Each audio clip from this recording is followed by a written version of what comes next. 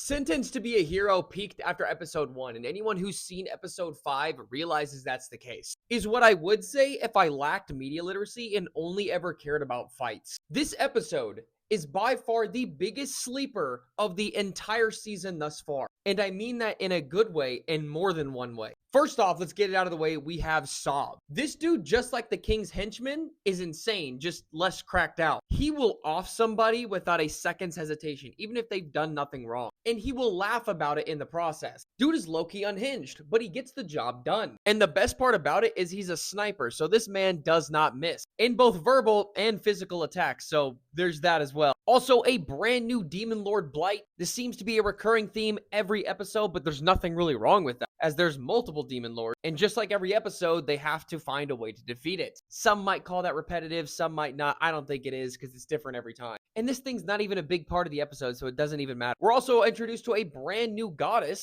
I believe the name is Goddess Pelmari, and definitely a complete opposite from Teroita. What her power is, I have no idea, but I'm curious to know. Kind of gives me that Wednesday feeling, gothic, that kind of stuff. And the major animation in this episode, although scarce, happens in a few areas, but it still radiates the exact same feeling as it did in the first episode. And I mean, when it comes down to it, Sentenced to be a Hero just never misses. Hell, they pride themselves on their animation. And by God, it works. There's also a moment in this episode where it's theorized that the humans are actually working with the Demon Blights, or have something to do with it behind the scenes. And it turns out towards the end of the episode that that's the case, as the humans are riding the Blights to the fortress. So that throws a wrench in all the plans and everything just goes to shit. Why exactly that is the case, why the humans are even working with them, is beyond me. But it adds that layer of intrigue to everything that we've gotten thus far within Sentenced to be a Hero, which makes it that much more interesting. And although many characters are being introduced, the interactions that each of them have with one another is vital to the story going forward. So it's not just thrown in there to just be thrown in there and call it a day. There is purpose when it comes down to it. And I think that they are elaborating on that very well, and definitely did that in this recent episode. The relationship between Teroita and Xylo still hasn't changed. He still believes that he can take care of things on his own, and Teroita just wants to be accepted. Will that change? I don't know, but the fact that we've got brand new characters, new instances, and new plot lines going into the story as it stands makes this so much more interesting to me. And the best part about it, none of these characters are boring.